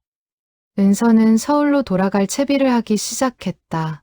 여관 주인에게 방을 빼겠다고 말하고 짐을 꾸리며 그녀는 몇 번이고 마음을 다잡았다. 그러던 중 은서는 우연히 마을 이장을 다시 만났다. 이장은 그녀의 표정을 살피더니 조심스레 말을 건넸다. 인우 그 사람 원래 속은 여린데 겉으로는 무뚝뚝한 사람이야. 젊었을 때부터 그랬어. 힘든 일이 있으면 오히려 말수가 줄고 혼자 사귀는 스타일이지. 아가씨가 서운했겠지만 그 사람 나름대로는 지금 감당하기 벅찬 감정과 씨름하고 있을 거야. 그래도 제가 괜히 상처만 드린 것 같아서요. 아니야. 오히려 잘한 거야. 그 사람 30년 동안 마음의 문을 꽁꽁 닫고 살았거든. 아가씨가 그 문을 두드려준 거지. 조금만 더 기다려봐. 사람 마음이라는 게 한 번에 열리지는 않아도 결국은 열리게 되어 있으니까. 이장의 말에 은서는 마음이 조금 놓였다. 그녀는 짐을 꾸리던 손을 멈추고 하루만 더 기다려보기로 마음먹었다. 떠나기 전날 밤, 은서는 마지막으로 한 번만 더 국수공장에 들르기로 했다. 작별 인사라도 제대로 하고 싶었다. 잠자리에 누웠지만 좀처럼 잠이 오지 않았다. 그녀는 몇 번이고 뒤척이다가 결국 새벽 3시가 채 되기도 전에 자리에서 일어나 옷을 챙겨 입었다. 여관을 나서는 그녀의 손에는 작은 종이 가방 하나가 들려 있었다. 서울에서부터 가져온 물건, 어머니가 생전에 즐겨 매시던 낡은 목도리였다. 은서는 그것을 인우에게 전해주고 싶었다. 비록 지금은 마음이 통하지 않더라도 언젠가 이 목도리를 보며 어머니를 떠올려 주기를 바라는 마음에서였다. 새벽 4시, 그녀는 익숙한 골목을 따라 걸으며 마음을 다잡았다. 그러나 공장 앞에 다다랐을 때 그녀는 뜻밖의 광경을 마주했다. 인우가 공장 문 앞에 우두커니 서서 골목 저편을 바라보고 있었다. 마치 누군가를 기다리는 사람처럼 그는 밤새 그 자리에 서 있었던 듯 보였다. 은서를 발견한 인호의 얼굴에 안도의 빛이 스쳤다. 안 올 줄 알았다. 인호가 먼저 입을 열었다. 은서는 아무 말 없이 그를 바라보았다. 미안하다. 그동안 너한테 너무 매정하게 굴었어. 사실은 무서웠던 것 같아. 인호는 무거운 한숨을 내쉬며 말을 이었다. 진실을 마주하는 게 무서웠어. 만약 우리 어머니 때문에 연옥이가 떠난 거라면 나는 30년 동안 애먼 사람을 원망하며 살아온 셈이 되잖아. 그리고 그 원망 속에서 결국 너 같은 딸이 있는 줄도 모른 채 늙어버린 거고 그 사실을 받아들이기가 너무 두려웠다. 은서의 눈에서 눈물이 흘러내렸다. 저도 무서웠어요. 아버지가 저를 부담스러워 하시는 건 아닐까. 갑자기 나타난 딸이 짐이 되는 건 아닐까 하고요. 아니야. 절대 그런 게 아니야. 인호가 다급히 은서의 손을 잡았다. 거칠고 마디진 손이었지만 그 손에서 전해지는 온기는 은서가 지금껏 느껴보지 못한 것이었다. 너를 처음 봤을 때부터 이상하게 마음이 갔어. 그게 왜 그런지 몰랐는데 이제 와서 생각해보니 그게 다 이유가 있었던 거야. 너는 연옥이를 꼭 닮았어. 눈빛이며 국수 뽑는 손을 바라보던 그 표정까지. 은서는 아버지의 손을 마주 잡으며 오래도록 참아왔던 눈물을 쏟아냈다. 두 사람은 새벽 골목 한복판에서 서로를 부둥켜 안았다. 34년이라는 세월의 간극이 그 짧은 포옹 속에서 조금씩 메워지고 있었다. 떠나지 마라. 조금만 더 있어줘. 우리 이제 시작이잖아. 인호의 목소리가 떨렸다. 은서는 고개를 끄덕이며 눈물 젖은 얼굴로 웃어 보였다. 저도 아직 할 얘기가 많이 남았어요.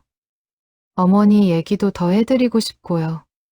은서는 품에서 종이 가방을 꺼내 인호에게 내밀었다. 이거 엄마가 쓰시던 목도리예요. 겨울마다 꼭 이 목도리를 두르셨거든요. 아버지 드리고 싶었어요. 인호는 떨리는 손으로 목도리를 받아들었다. 낡았지만 정성스레 짜인 회색 목도리였다. 그는 그것을 얼굴 가까이 가져가 조용히 냄새를 맡아보았다. 세월의 바랜 옷감 냄새 사이로 아주 희미하게나마 그리운 온기가 느껴지는 듯했다. 고맙다. 이런 걸 다 챙겨줘서.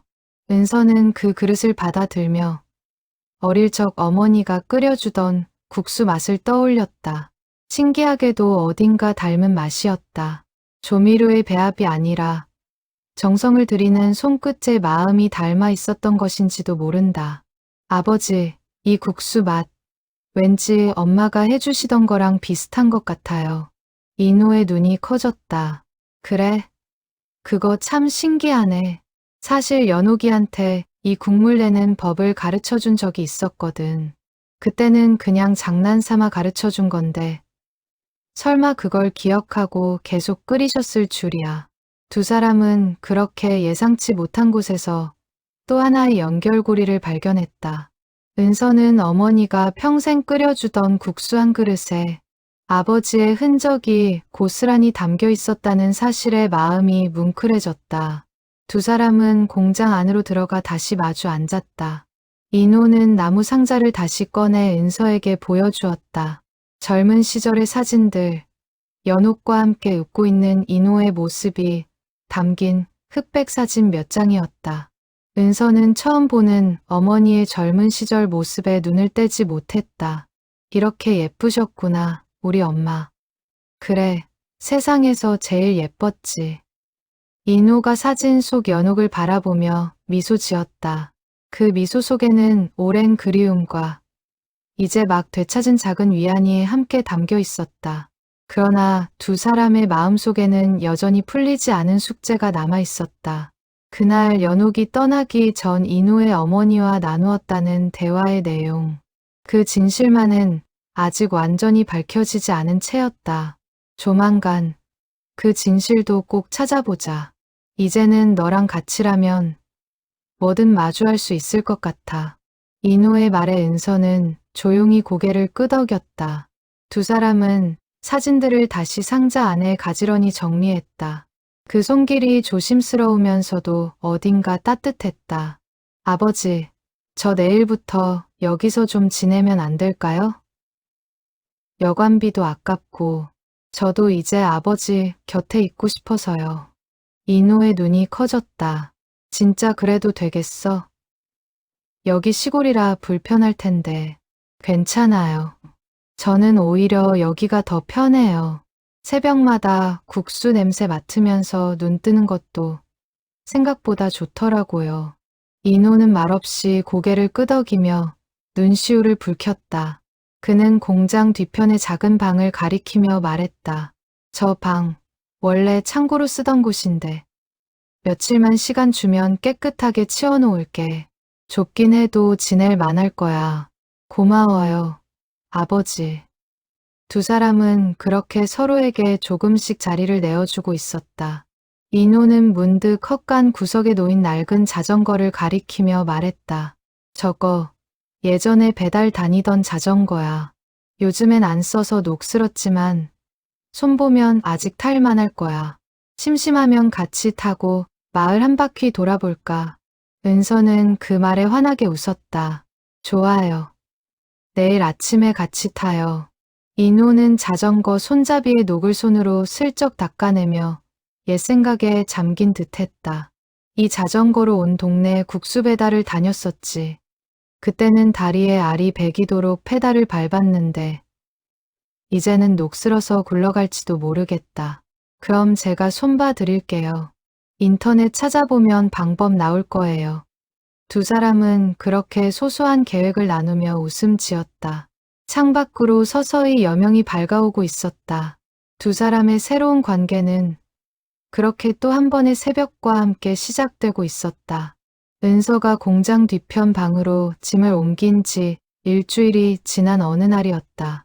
인호는 은서와 함께 지내면서 오랫동안 손대지 않았던 나무 상자를 다시 정리하기로 마음먹었다.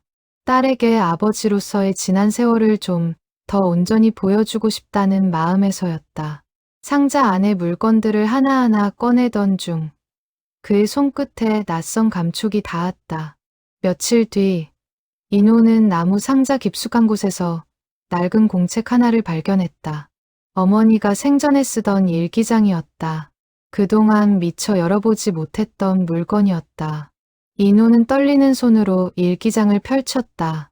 빛바랜 종이 위에 어머니의 반듯한 글씨가 빼곡히 적혀 있었다. 일기장을 넘기던 인호의 손이 어느 한 페이지에서 멈추었다.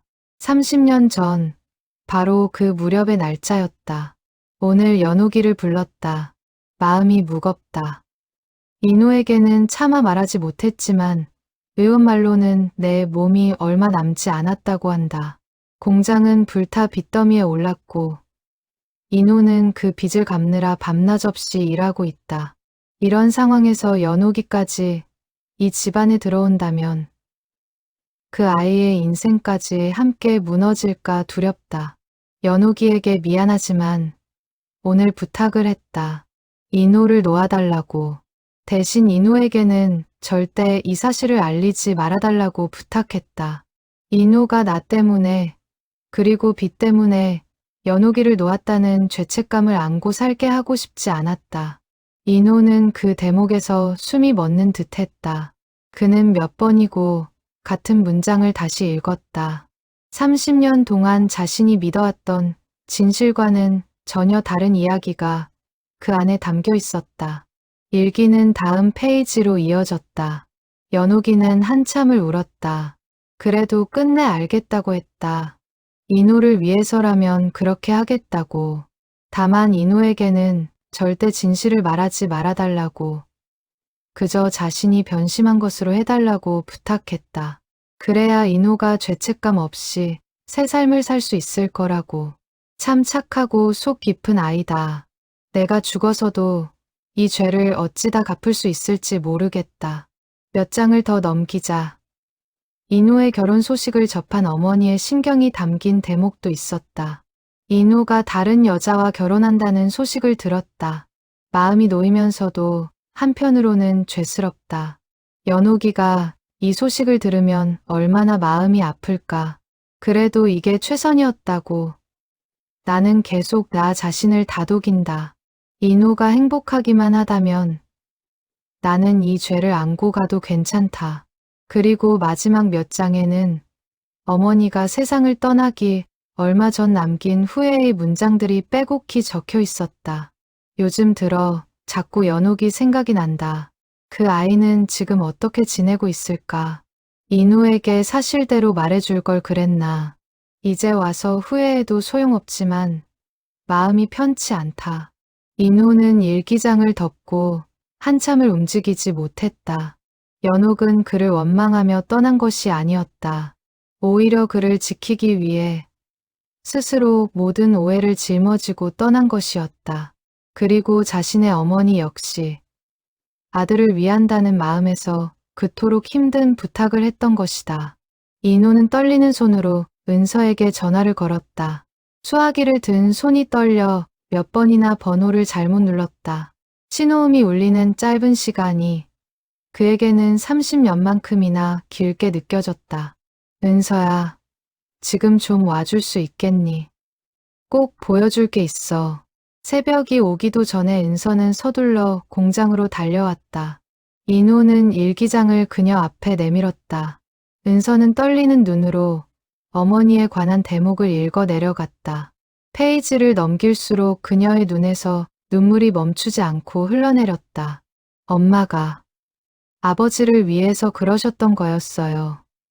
원망 한마디 없이 그 오해까지 다 끌어안고서 은서는 편지의 마지막 문장을 다시 떠올렸다.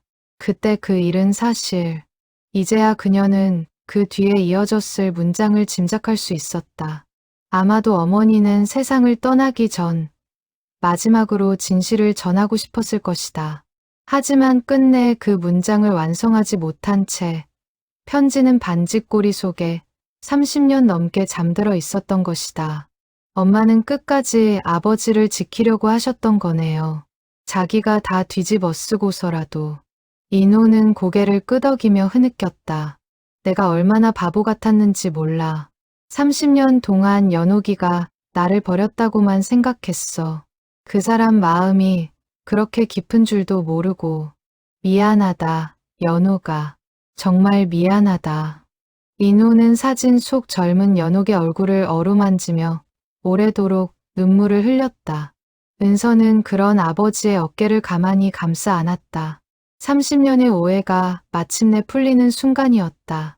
그러나 그 진실은 기쁨보다는 깊은 슬픔과 함께 다가왔다. 두 사람이 서로를 원망 없이 사랑했음에도 끝내 함께하지 못했던 그 세월이 너무나 아프게 다가왔기 때문이다. 만약 그때 어머니가 사실대로 말씀해 주셨더라면 어떻게 됐을까요? 은서가 조심스레 물었다. 인호는 잠시 생각에 잠겼다가 고개를 저었다. 모르겠다. 그때는 나도 젊고 혈기왕성했으니까.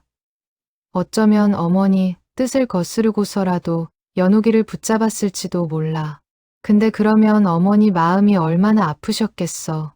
다 자식 잘 되라고 하신 일인데. 그래도 이렇게 오랜 세월을 서로 그리워하며 사시게 한 건 너무 가혹했던 것 같아요. 그러게 말이다. 사랑이 지나쳐서 오히려 서로를 더 아프게 만든 셈이지. 어머니도 연옥이도 다들 나를 위한다는 마음 하나로 그 무거운 짐을 짊어지셨던 거고. 인호는 일기장을 가슴에 꼭 끌어안았다. 이 일기장 소중히 간직할게. 어머니가 남기신 마지막 진심이니까. 그리고 연옥이 편지도 액자에 넣어서 늘 볼 수 있는 곳에 걸어둘 거야. 그래야 두 분이 함께 우리를 지켜봐 주실 것 같아서. 은서는 그 말에 고개를 끄덕이며 아버지의 손을 꼭 잡았다. 이제라도 알게 돼서 다행이에요. 엄마가 얼마나 아버지를 사랑하셨는지. 두 사람은 한참을 그렇게 마주 앉아 있었다. 밖에서는 어느새 첫 달 울음소리가 들려오고 있었다. 하루의 시작을 알리는 그 소리가 오늘따라 유독 새롭게 느껴졌다. 마치 지난 30년의 어둠을 걷어내고 새로운 시대가 열리는 것을 알리는 신호처럼. 인호는 자리에서 일어나 창문을 열었다. 차가운 새벽 공기가 방 안으로 스며들었다. 그는 깊게 숨을 들이마시며 중얼거렸다. 이제 좀 살 것 같다. 30년 동안 가슴에 얹혀있던 돌덩이 하나가 빠져나간 기분이야. 은서도 그 옆에 서서 함께 새벽 공기를 마셨다. 두 사람의 숨결이 하얗게 피어올랐다가 서서히 밝아오는 하늘 속으로 흩어져 갔다. 아버지, 이제 우리 앞으로 좋은 일만 있을 거예요. 은서의 말에 인호는 고개를 끄덕이며 딸의 어깨를 가만히 감쌌다. 창밖 저 멀리 마을을 감싼 산등성이 위로 붉은 여명이 번지기 시작했다. 은서의 말에 인호는 조용히 고개를 끄덕였다. 그는 일기장의 마지막 페이지를 천천히 넘겼다. 그곳에는 어머니가 세상을 떠나기 며칠 전 마지막으로 남긴 짧은 글귀가 적혀 있었다. 인호야, 언젠가 이 일기를 보게 된다면 부디 연호기를 원망하지 말아라. 그 아이는 너를 끝까지 지키려 했던 세상에서 가장 착한 사람이었다. 나는 그 아이에게 큰 빚을 졌다. 언젠가 하늘에서 만나면 진심으로 사과하고 싶구나. 인호는 그 글귀를 몇 번이고 소리내어 읽으며 눈물을 삼켰다. 은서도 그 옆에서 조용히 흐느꼈다. 두 사람은 한동안 서로를 부축하듯 어깨를 맞대고 앉아 있었다. 할머니도 엄마도 모두 서로를 아끼는 마음에서 그러셨던 거네요. 그게 오히려 서로를 아프게 했지만 그러게 말이다. 사랑이 지나쳐서 오히려 서로를 밀어냈던 거지. 참 어리석고도 아픈 사랑이었어. 창밖으로 서서히 밝아오는 새벽빛이 두 사람의 얼굴을 비추었다. 진실은 늦게라도 찾아왔고 이제 두 사람에게는 그 진실을 안고 앞으로 나아갈 시간이 남아 있었다. 진실을 알게 된 뒤로 두 사람 사이에는 눈에 띄는 변화가 찾아왔다. 인호는 더 이상 은서 앞에서 감정을 숨기지 않았고 은서 역시 아버지에게 스스럼 없이 다가갔다. 함께 아침을 먹고 함께 반죽을 치대고 저녁이면 나란히 앉아 예시이야기를 나누는 시간이 두 사람의 일상이 되어갔다. 두 사람은 마치 오랫동안 떨어져 지낸 가족이 다시 만난 것처럼 자연스럽게 서로를 대하기 시작했다. 어느 날 저녁, 은서는 서울에 남겨둔 짐을 정리하기 위해 잠시 상경했다. 짧은 며칠이었지만 인호는 그 시간 동안 자꾸만 허전함을 느꼈다. 반죽을 치대다가도 무심코 문 쪽을 돌아보는 습관이 어느새 되돌아와 있었다. 그는 그제야 깨달았다. 자신이 얼마나 딸의 존재에 익숙해져 있었는지를. 은서가 돌아오던 날, 인호는 평소보다 일찍 나가 마을 어귀 정류장에서 그녀를 기다렸다. 버스에서 내린 은서는 그런 아버지의 모습에 놀라면서도 환하게 웃었다. 아버지, 여기서 뭐 하고 계세요? 그냥 마중 나왔지. 뭐 하긴. 인호는 멋쩍은 듯 헛기침을 하며 은서의 짐 가방을 대신 들어주었다. 두 사람은 나란히 걸으며 골목을 걸어 내려갔다. 그 모습이 마치 오래전부터 늘 그래왔던 것처럼 자연스러워 보였다. 은서는 아예 서울의 짐을 정리해 마을로 내려오기로 결심했다. 회사는 어떻게 하려고? 인호가 걱정스레 묻자 은서는 씩씩하게 웃었다. 안 그래도 요즘 재택근무가 많아져서 여기서도 충분히 할 수 있어요. 그리고 아버지 옆에 있고 싶어요. 이제 겨우 찾은 시간인데 더 이상 떨어져 있고 싶지 않아요. 인호의 눈시울이 다시 붉어졌다. 그는 은서의 손을 꼭 잡으며 말했다. 고맙다. 이 늙은이한테 이런 복이 올 줄은 몰랐어. 두 사람은 함께 연옥의 산소를 찾기로 했다. 서울 근교의 작은 추모공원. 은서가 어머니를 모신 곳이었다. 가는 길 내내 인호는 차창밖만 바라보며 말이 없었다. 30년 만에 마주하게 될 연옥과의 재회가 그에게는 설렘보다 두려움에 가까웠다. 추모공원에 도착하자 인호의 발걸음이 눈에 띄게 느려졌다. 은서는 그런 아버지의 손을 가만히 잡아 이끌었다. 천천히 가요. 아버지, 엄마도 기다려주실 거예요. 인호는 30년 만에 처음으로 연옥의 이름 앞에 섰다. 그의 손에는 흰 국화 한 다발과 오래전 연옥이 좋아하던 방식으로 뽑은 국수 한 그릇이 들려 있었다. 연옥아, 나왔다. 많이 늦었지. 인호는 무릎을 꿇고 앉아 오래도록 말을 잇지 못했다. 은서는 그런 아버지의 곁에서 조용히 눈물을 훔쳤다. 미안하다. 30년 동안 너를 원망하면서 살았어. 근데 이제 다 알았어. 내가 나를 위해서 그렇게 힘든 선택을 했다는 걸. 나는 그것도 모르고 얼마나 못난 마음으로 세월을 보냈는지 몰라. 인호의 목소리가 떨렸다. 그래도 너무 고맙다. 나한테 이렇게 예쁘고 착한 딸을 남겨줘서. 은서가 너를 꼭 닮았어. 눈빛도 마음 씀씀이도 너를 보는 것 같아서 하루하루가 감사하고 또 미안하다. 은서도 어머니의 사진 앞에 무릎을 꿇었다. 엄마, 나 이제 아빠 찾았어.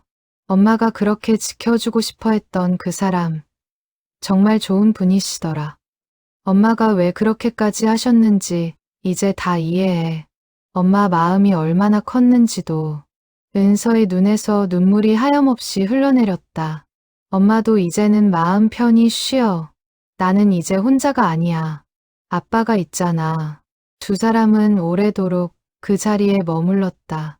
30년의 세월 동안 쌓였던 그리움과 회한이 그 짧은 시간 동안 조금씩 녹아내리고 있었다. 인호는 국수 그릇을 연옥의 사진 앞에 조심스레 내려놓으며 말했다. 이거 내가 그렇게 좋아하던 새벽 국수야. 이제 매일 아침 너 목까지 뽑을게. 그러니까 편히 쉬어. 마을로 돌아오는 길. 두 사람은 오래도록 말이 없었다. 그러나 그 침묵은 예전의 어색한 침묵과는 달랐다. 서로의 마음이 온전히 통하고 있다는 것을 아는 편안한 침묵이었다. 그날 저녁, 인호는 마을 사람들을 불러 작은 자리를 마련했다. 그는 오랜 이웃들 앞에서 은서를 자신의 딸이라 소개했다. 마을 사람들은 처음엔 놀랐지만 이내 진심으로 축하해 주었다. 인호 자네한테 이런 경사가 다 있구먼. 늦게라도 이런 복이 찾아왔으니 얼마나 다행인가. 김 노인이 흐뭇하게 웃으며 말했다. 문구점 노부인도 눈시울을 붉히며 은서의 손을 잡았다. 연옥이 딸이라니 이렇게 곱게 자랐을 줄이야. 내 엄마가 하늘에서 얼마나 흐뭇해하고 있을지 눈에 선하다. 마을 사람들은 저마다 옛 추억을 꺼내며 밤늦도록 자리를 떠나지 않았다. 인호는 그 사이에서 연신 눈물을 훔치면서도 웃음을 잃지 않았다. 30년 만에 되찾은 웃음이었다. 인호는 눈물을 글썽이며 고개를 끄덕였다. 30년 동안 홀로 지켜온 국수 공장의 불빛이 이제는 두 사람의 새로운 시작을 밝히는 등불이 되어 있었다. 아버지, 저 내일부터 여기서 국수 뽑는 것도 배워볼까 봐요. 은서의 말에 인호가 눈을 크게 떴다. 정말이냐? 힘든 일인데. 엄마가 그렇게 좋아하시던 국수잖아요. 저도 배워서 엄마 목까지 정성껏 만들어보고 싶어요. 인호는 말없이 은서를 끌어안았다. 30년의 기다림 끝에 찾아온 이 작은 행복이 그에게는 그 무엇과도 바꿀 수 없는 선물이었다. 그날 밤, 은서는 처음으로 자신의 방에 어머니의 사진을 걸었다. 그리고 그 옆에는 인호가 건네준 낡은 흑백 사진도 나란히 두었다. 두 장의 사진 속에서 젊은 연옥과 인호는 나란히 웃고 있었다. 은서는 잠들기 전 그 사진을 오래도록 바라보며 마음속으로 되뇌었다. 엄마, 아빠, 저 이제 진짜 두 분의 딸이 된 것 같아요. 앞으로 잘 지낼게요. 창밖에서는 풀벌레 소리가 나지막이 울리고 있었다. 오랜만에 느껴보는 평온함 속에서 은서는 깊은 잠에 빠져들었다. 그리고 다음 날 새벽, 그녀는 알람 없이도 저절로 눈을 떴다. 창밖으로 이미 국수 공장의 노란 불빛이 새어나오고 있었다. 아버지가 벌써 반죽을 시작한 모양이었다. 은서는 서둘러 옷을 챙겨 입고 공장으로 향했다. 문을 열고 들어서자 인호가 반죽 앞에서 흥얼거리던 익숙한 가락이 들려왔다. 그 가락은 예전보다 한결 가벼워져 있었다. 마치 오랫동안 무겁게 짓눌렀던 무언가가 그의 어깨에서 조금씩 내려앉은 듯했다. 일찍 일어났네. 인호가 반갑게 인사를 건넸다. 은서는 앞치마를 두르며 아버지 곁에 나란히 섰다. 저도 이제부터 매일 이 시간에 나올게요. 아버지 혼자 하시는 거 보고만 있을 순 없잖아요. 두 사람은 함께 아침 첫 반죽을 시작했다. 가마솥에서 피어오르는 김이 두 사람을 따뜻하게 감쌌다. 그날따라 유난히 많은 손님들이 새벽부터 공장을 찾았다. 소문을 들은 이웃들이 하나둘 축하 인사를 건네러 온 것이었다. 저마다 손에 작은 선물 하나씩을 들고 와서는 은서의 손을 잡고 환영의 말을 건넸다. 은서는 그 따뜻한 환대에 몇 번이고 눈시울을 붉혔다. 우체부 아저씨는 오는 길에 산계란 한 판을 내려놓으며 껄껄 웃었다. 아가씨 몸보신 하라고 가져왔어. 앞으로 이 마을 사람 다 됐으니까 잘 지내보자고. 노부부도 손수 담근 김치 한 통을 건네며 따뜻한 미소를 지었다. 은서는 그 소박하지만 진심 어린 정성의 마음이 뭉클해졌다. 등굣길 학생도 가방을 맨 채 잠시 들러 수줍게 인사를 건넸다. 누나, 앞으로 여기서 계속 사시는 거예요? 잘됐다. 사장님 혼자 계셔서 좀 걱정했었거든요. 은서는 그 말에 웃음이 터졌다. 이 작은 마을 사람들 모두가 알게 모르게 인호의 외로움을 지켜보고 있었던 것이다. 이제 그 외로움의 자리를 자신이 채워갈 수 있다는 사실이 새삼 감사하게 느껴졌다. 문구점 노부인도 뒤늦게 찾아와 은서의 두 손을 꼭 잡았다. 연옥이 딸이 이렇게 예쁘게 자랐다니 꿈만 같구나. 이제 이 마을에서 오래오래 행복하게 살아라. 은서는 그 따뜻한 말에 눈물을 훔치며 고개를 끄덕였다. 34년 만에 찾은 아버지. 그리고 그 아버지를 둘러싼 이 정겨운 마을 사람들까지. 모든 것이 그녀에게는 과분한 선물처럼 느껴졌다. 봄이 지나고 여름이 오는 동안 두 사람의 일상에는 조용한 평화가 자리 잡았다. 마을 사람들은 더 이상 인호를 평생 혼자 산 고집불통이라 부르지 않았다. 대신 딸 바보 국수집 사장님이라는 새로운 별명이 그를 따라다녔다. 인호는 그 별명이 싫지 않은 듯 누가 그렇게 부를 때마다 멋쩍은 미소를 지었다. 계절이 바뀌는 동안 국수공장 앞 골목에도 작은 변화가 생겼다. 은서는 공장 입구에 작은 화분 몇 개를 가져다 놓았다. 그녀가 서울에서 즐겨 기르던 허브 화분들이었다. 인호는 처음엔 그런 것들이 국수 냄새를 해치지 않을까 걱정했지만 이내 그 은은한 향기가 공장 분위기를 한결 따뜻하게 만든다는 것을 깨달았다. 가을이 되자 은서는 마을 축제에서 작은 부스를 하나 얻어 국수를 팔아보자고 아버지를 설득했다. 인호는 처음엔 손사래를 쳤지만 결국 딸의 열정에 못 이겨 승낙했다. 축제 당일 부녀가 함께 만든 국수는 순식간에 동이 났다. 마을 사람들은 저마다 엄지를 치켜세우며 두 사람의 국수를 칭찬했다. 이 집 국수는 뭔가 다르다니까. 손맛이 예사롭지 않아. 그 말을 들을 때마다 인호의 얼굴에는 뿌듯한 미소가 번졌다. 그것은 단순한 칭찬이 아니라 30년 넘게 지켜온 그의 삶 전체에 대한 인정이기도 했다. 그로부터 반년이 흘렀다. 만복 국수 공장의 새벽 불빛은 여전히 골목을 밝히고 있었지만 그 안의 풍경은 예전과 사뭇 달라져 있었다. 이제는 두 사람의 그림자가 나란히 반죽 앞에 서 있었다.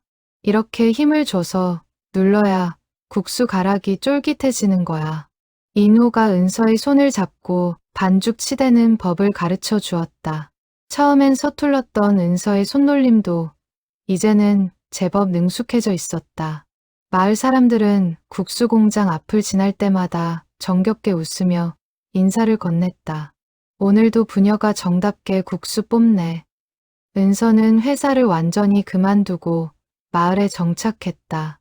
처음엔 낯설었던 시골 생활도 이제는 제법 익숙해졌다.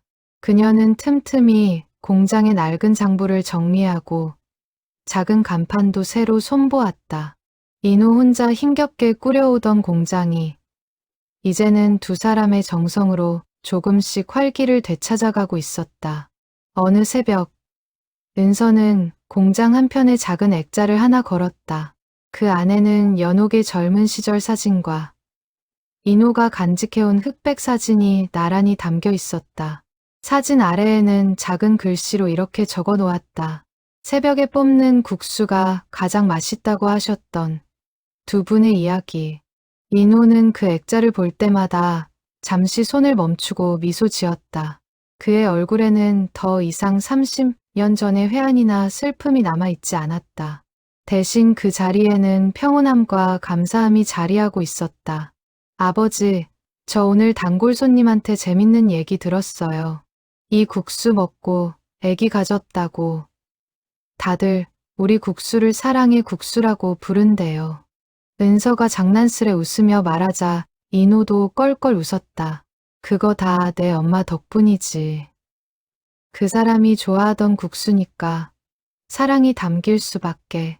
우체부 아저씨는 여전히 매일 새벽 국수 한 그릇을 먹고 배달을 나섰고 등굣길 학생은 이제 은서와도 친근하게 인사를 나누는 사이가 되었다. 노부부는 은서가 만든 국수가 예전보다 더 맛있어졌다며 흐뭇하게 웃곤 했다. 아버지, 저 이렇게 국수 뽑는 것도 이제 제법 늘었죠? 은서가 자랑스레 묻자 인호는 고개를 끄덕이며 웃었다. 그럼 이제 나보다 낫다. 너는 손끝에 정성이 있어. 그게 제일 중요한 거야. 두 사람은 함께 웃으며 다시 반죽 앞으로 돌아갔다. 새벽 5시, 가마솥에서 피어오르는 뜨거운 김이 두 사람의 얼굴을 감쌌다. 창밖으로는 서서히 여명이 밝아오고 있었다. 그 빛깔은 30년 전 그날의 새벽 하늘과 다르지 않았다. 인호는 문득 걸음을 멈추고 창밖을 바라보았다.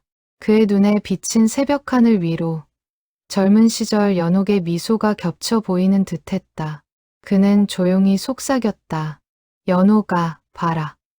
우리 딸, 이렇게 잘 컸다. 너를 꼭 닮아서 마음씨도 곱고 손끝도 야무져. 너 대신 내가 잘 지켜볼 테니까. 이제 걱정 말고 편히 쉬어. 은서는 그런 아버지의 옆모습을 바라보며 조용히 미소 지었다. 어머니가 세상을 떠나며 남긴 미완의 편지. 한 통이 결국 이렇게 두 사람을 다시 이어주었다는 사실이 새삼 신기하게 느껴졌다. 30년의 시간과 오해를 건너 마침내 완성된 이야기였다. 공장 문에 달린 종이 딸랑 소리를 냈다. 새로운 손님이 들어섰다. 은서가 밝은 목소리로 인사를 건넸다. 어서 오세요. 오늘도 따뜻한 국수 한 그릇 드릴게요. 만복국수 공장의 노란 불빛은 오늘도 변함없이 골목을 밝히고 있었다. 그러나 그 불빛 아래에는 더 이상 외로운 그림자 하나만 있지 않았다. 아버지와 딸, 그리고 그 곁을 지키는 그리운 이의 마음까지. 세 사람의 온기가 함께 담긴 불빛이었다. 새벽마다 피어오르는 뜨거운 김처럼 오랜 세월 얼어붙어 있던 마음들도 이제는 서서히 녹아내리고 있었다. 손님이 국수 그릇을 비우고 돌아간 뒤 인호는 문득 걸음을 멈추고 딸의 얼굴을 바라보았다. 반죽 가루가 살짝 묻은 뺨으로 환하게 웃고 있는 은서의 모습이 그날 새벽 처음 공장 문을 열고 들어서던 낯선 손님의 모습과 겹쳐 보였다. 그때는 몰랐지만 그 순간부터 이미 그의 삶은 조금씩 달라지고 있었던 것이다. 아버지, 뭘 그렇게 보세요? 은서가 묻자 인호는 웃으며 고개를 저었다. 아니야, 그냥 참 고맙다는 생각이 들어서. 저야말로 고맙죠. 이렇게 좋은 아버지를 늦게라도 만났으니까요. 두 사람은 서로를 마주보며 웃었다. 창밖으로 아침 해가 서서히 떠오르고 있었다. 골목을 오가는 사람들의 발걸음 소리, 새들의 지저김, 그리고 공장 안 가마솥에서 피어오르는 뜨거운 김이 한데 어우러져 평화로운 아침을 만들어내고 있었다. 그리고 그 따뜻함은 앞으로도 오래도록 이 작은 공장의 불빛 아래에서 계속될 것이었다. 30년의 기다림과 오해, 그리고 마침내 되찾은 사랑이 빚어낸 이야기는 오늘도 새벽 국수 한 그릇의 온기 속에서 조용히 이어지고 있었다. 먼 훗날 은서는 자신의 아이에게 이 이야기를 들려주게 될 것이다. 할머니가 남긴 미완의 편지의 한 통이 어떻게 아버지와 딸을 이어주었는지, 그리고 그 새벽 불빛 아래서 얼마나 많은 눈물과 웃음이 오갔는지, 그 이야기는 대를 이어 전해지며 이 작은 국수 공장을 더욱 특별한 곳으로 만들어줄 것이었다. 오늘도 만복 국수 공장의 노란 불빛은 새벽 골목을 환하게 비추고 있다. 그 불빛 아래에서 30년의 그리움을 건너온 사랑이 이제는 든든한 가족의 온기로 다시 태어나고 있었다. 인호는 문득 걸음을 멈추고 가마솥 앞에 선 은서의 뒷모습을 바라보았다. 그녀의 어깨 너머로 피어오르는 하얀 김이 마치 30년 전 그날의 풍경과 겹쳐 보였다. 그는 조용히 눈을 감고 오랜만에 마음 깊이 감사의 기도를 올렸다. 고맙습니다. 이토록 늦게라도 이렇게 큰 선물을 주셔서. 그의 기도는 짧았지만 그 안에는 30년의 세월이 고스란히 담겨 있었다. 원망도 후회도 이제는 모두 감사로 바뀌어 있었다. 그는 눈을 뜨고 다시 반죽 앞에 섰다. 오늘도 어김없이 새벽 손님들이 찾아올 시간이었다. 아버지, 국물 다 됐어요. 얼른 오세요. 은서의 목소리가 공장 안에 밝게 울려 퍼졌다. 인호는 웃으며 발걸음을 옮겼다. 그날따라 유난히 청량한 새벽 공기가 골목을 채우고 있었다. 인호는 반죽을 치대는 손끝에서 문득 옛 기억 하나를 떠올렸다. 연옥이 처음 이 공장 앞에 서서 반죽 치대는 모습을 구경하던 그 시절의 새벽과 지금 딸과 함께 반죽을 치대는 이 새벽이 마치 하나로 이어진 듯한 기분이 들었다. 아버지, 무슨 생각하세요? 은서가 묻자 인호는 고개를 저으며 웃었다. 그냥 세월이 참 신기하다는 생각. 30년 전 새벽이랑 지금 이 새벽이랑 하나도 다를 게 없는 것 같으면서도 완전히 다른 새벽이잖아. 은서는 그 말의 의미를 알 것 같아 조용히 미소 지었다. 국수 가락처럼 길게 이어질 두 사람의 앞날이 이제 막 첫걸음을 내딛고 있었다. 새벽 불빛 아래 그렇게 또 하루가 따뜻하게 시작되고 있었다.